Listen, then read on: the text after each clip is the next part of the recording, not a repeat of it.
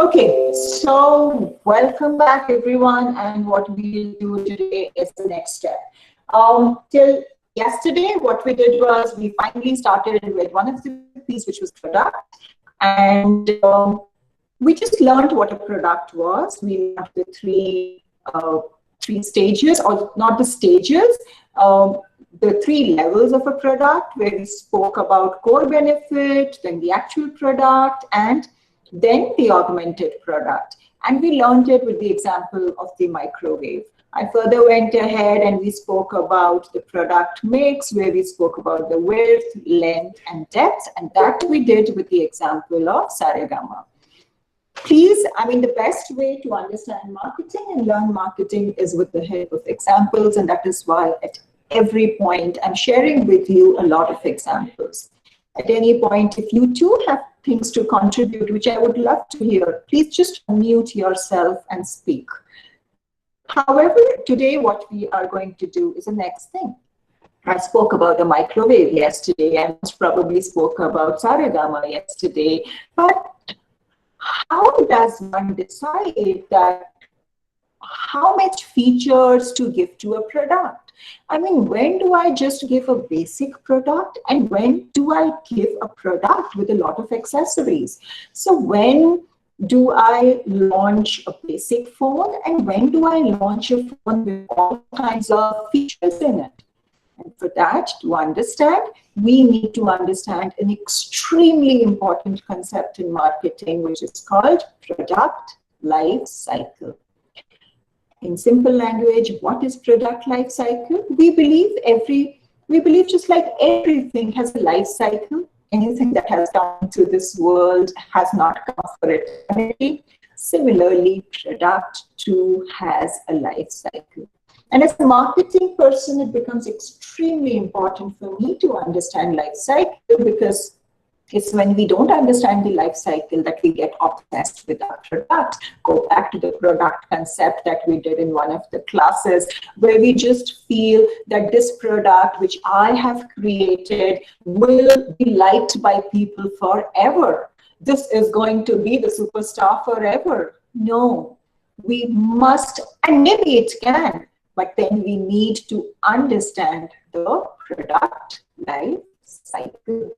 And therefore, we need to understand that what may be true in the beginning of the product life cycle may not be true at the end of the product life cycle.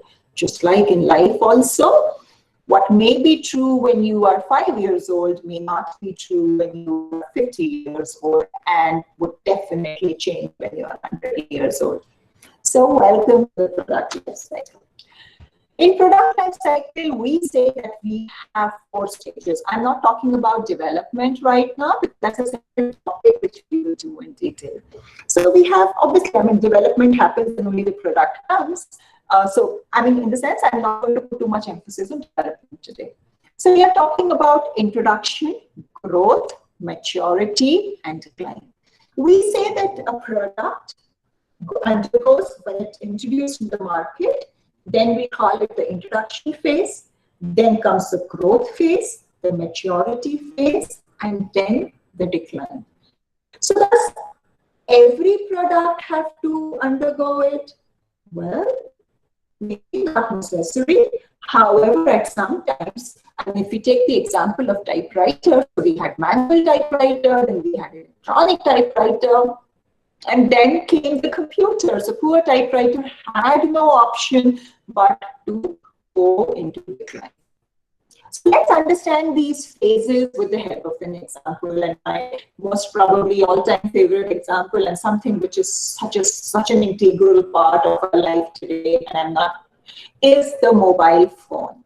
So let's understand what happened when the mobile phone was launched. So the mobile phone was launched in India way back in 1990s, and at that point of time, it was the simple gadget. All you could do with it was make calls and receive calls. And I have told you so many times that how expensive it was to make or receive calls, and yet we were very happy. Obviously, the number of people who could afford a mobile phone at that point of time was very, very less. It was just what we call the innovators and people who most probably belonged to the upper socioeconomic class. So what happens in an introduction phase? So in an introduction phase, what happens? An introduction phase, the mobile phone was launched.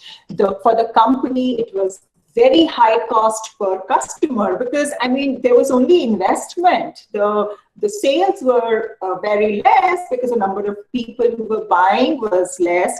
Yes, it was very, very expensive. And people who were buying it are called innovators. And at that point of time, what were we doing? We just had a basic product. So you could make calls, you could receive calls, and that's it.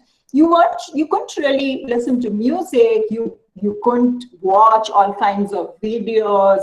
Camera was definitely out. I mean, it was a phone. It was not a camera. And therefore, the people who bought it at that point of time, generally they are called, so these are the adopter categories. They are called the innovators. What is most important in the introduction phase, if you look at it, is that look at the profit. There is no profit, because we are only making investments at that point of time and the profit is not there. And how do you market it? You create product awareness and trial. I mean, another example, most probably, if you want to identify with, is the vaccine, the COVID vaccine, which is hitting us all, which is now a very hot topic in the entire community. So when the COVID vaccine, the drive started, the vaccination in January, I think it was January 16th, or when the first phase, they said, okay, healthcare workers, medical professionals, and so on and so forth are eligible to take the vaccine. What was happening at that point of time? Very few people were ready to take it. What did the government do? The government was creating awareness and telling us, hey, it's safe. Please come forward and take it. It's absolutely okay. Come forward, come forward. You just have to create awareness because people are not even aware that your product exists in the market. Right? And obviously, when we wanted to buy mobile phones in 1990s, they were not easily available. They were only available at select outlets. Why? Because the number of people who were buying it was less. And then what happened? Nowhere am I teaching you how to sell a bad product, brand, or service. I mean, this was something which started getting popular among the people. And when it started getting popular among the people, what happened? More competitors joined in. The moment more competitors, so look at this, the sales started increasing. People saw, okay, companies saw, okay, this is a product which is liked by the masses. More companies, you had more competitors. So look at this, you had very few competitors in introduction, you had more competitors in the growth phase. But when you have more competitors, then you need to distinguish your product. And that's when they started adding accessories. So it was no longer a basic product. We now started offering product extensions to make it more real life. This is exactly what you are doing in your marketing project. The first group was in the introduction phase. However, as the competition is growing, you cannot just offer that same basic product. You need to go beyond and add to your product, add more features. What happened to the distribution? Obviously, the distribution outlets also increased because we had more people wanting to buy it, and therefore the distribution outlets also increased. And therefore, suddenly the phone, it just didn't have. So look at this, the phone, it just wasn't just a device for making calls and receiving calls. Suddenly, we were also talking about other things like camera, like music, like memory. We were more worried about the battery life. These were not really the topics we were worried about in the introduction stage, because we were just too happy to have a mobile phone. But in the growth phase, I'm happy to have a mobile phone if it has a battery life, if it has feature number 1, if it has feature number 2, if it has feature number 3, and you start comparing. You start comparing with manufacturer 1 versus 2 versus 3, so on and so forth. Well, and what happens to the market share? You start maximizing your market share. The product then goes to the maturity phase. Now, this is the phase when your market share is the maximum. It won't go beyond it.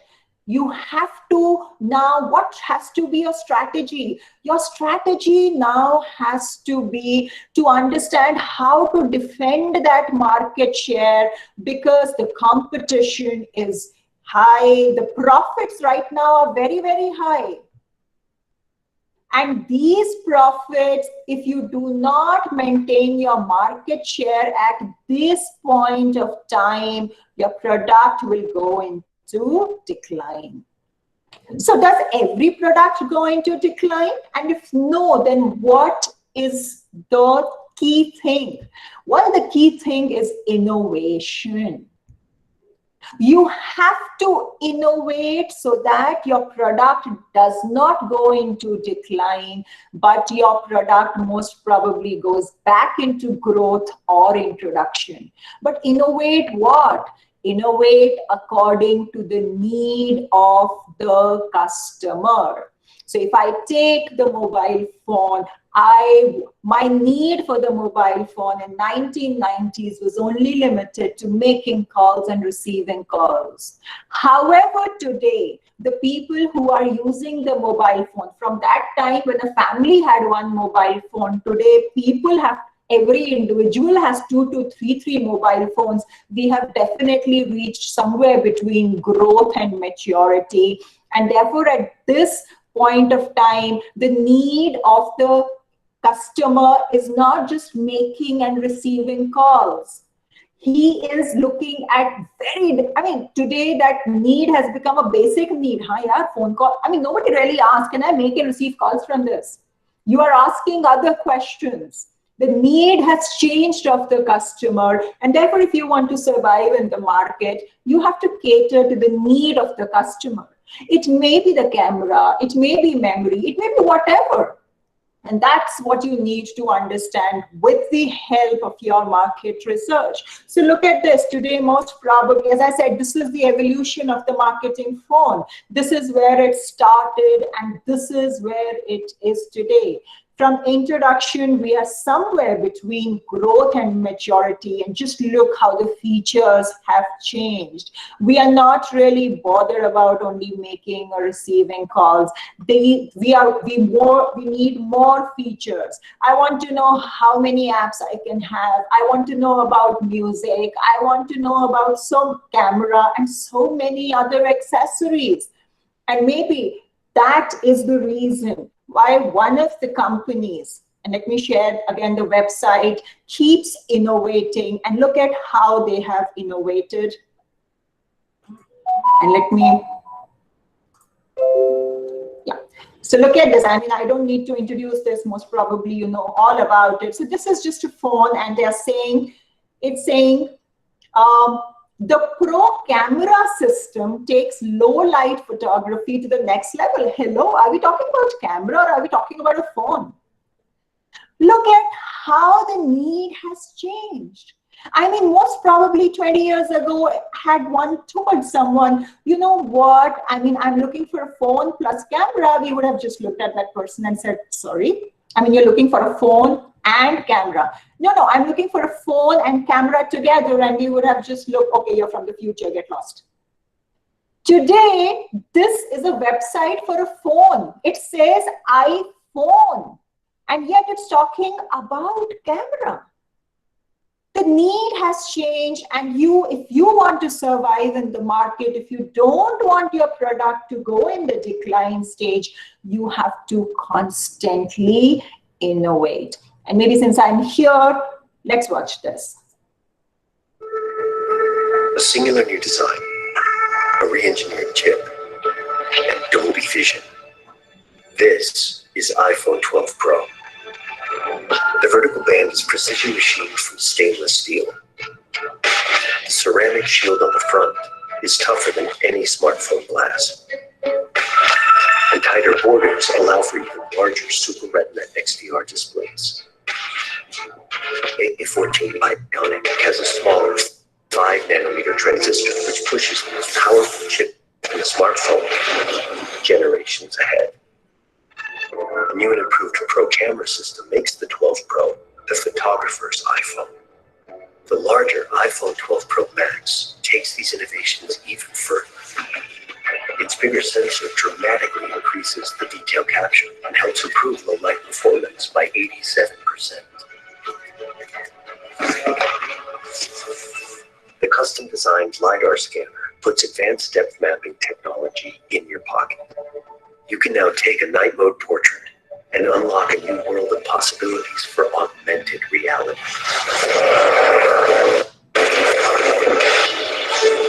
iPhone 12 Pro smashes the benchmark for highest quality video in a smartphone.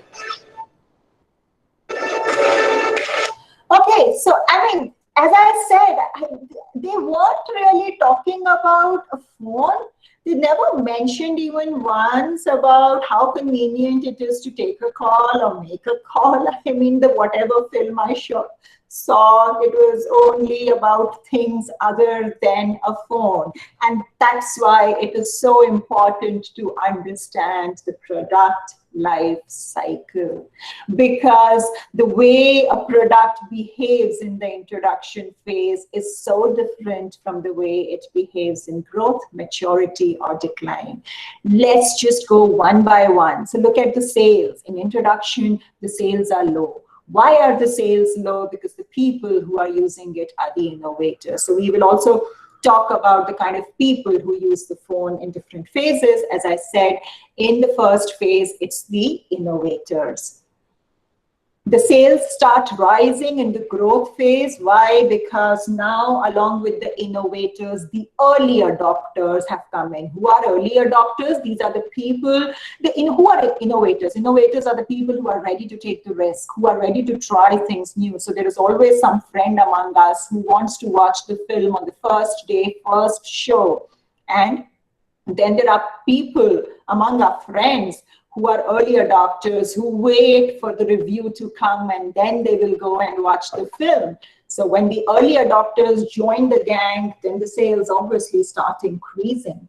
It's in the maturity phase that the sales peak, and that's when you have the maximum number of customers, while in the decline phase, I mean, needless to mention, the sales start declining. What happens to the cost? Obviously, for the company, it's pretty high cost per customer because you are innovating. You're just launching a product. You really don't have sales. The number of people who are joining you are very less. You are only making more of an investment. However, in the growth phase, when your investment starts giving result, because the average cost per customer goes down, and that's when your revenue starts increasing, and you have a rising profit. In maturity, the investment is very, very less.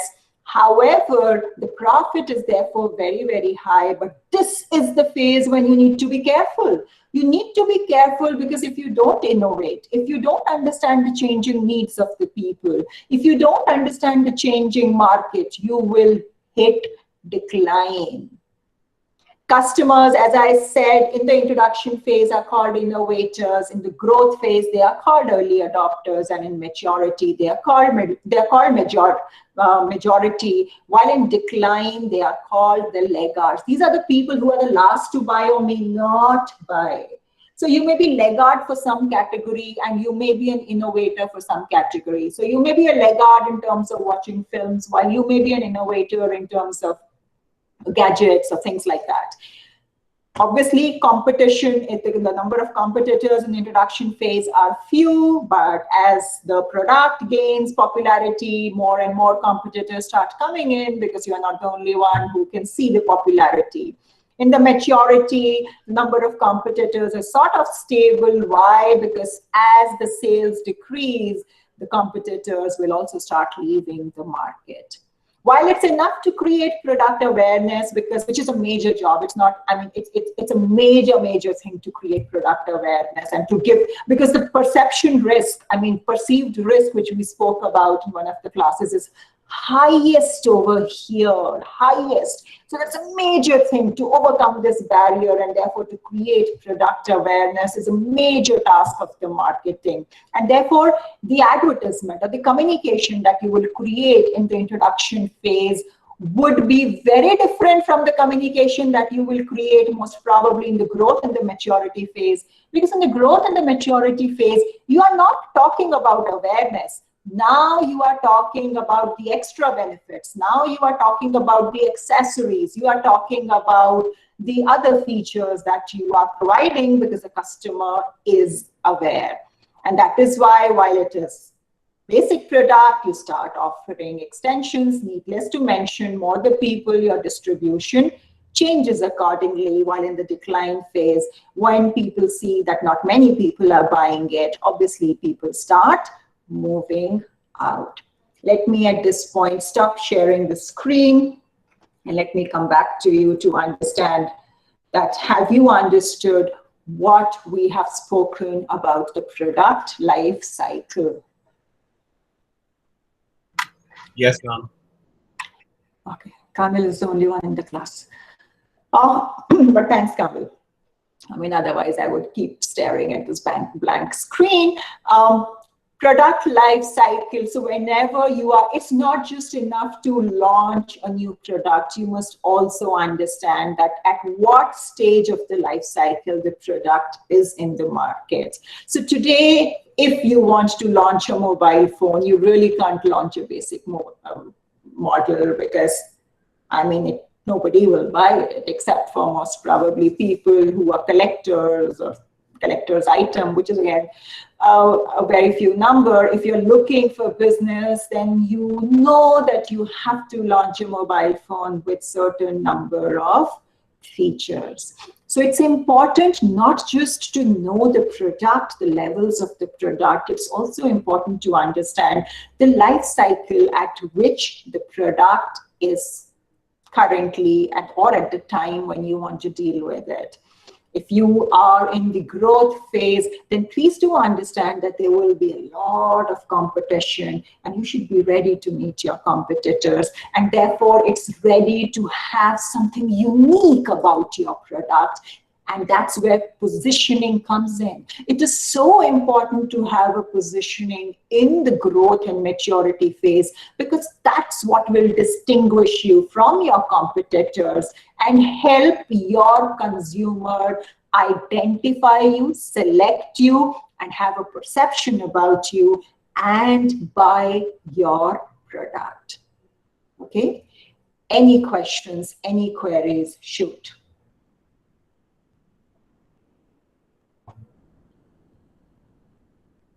Shweta, are you there? Yes, ma'am, I'm here. Shweta, did you understand what we spoke today, what we discussed today? Yes, ma'am, I did. Yes, ma'am.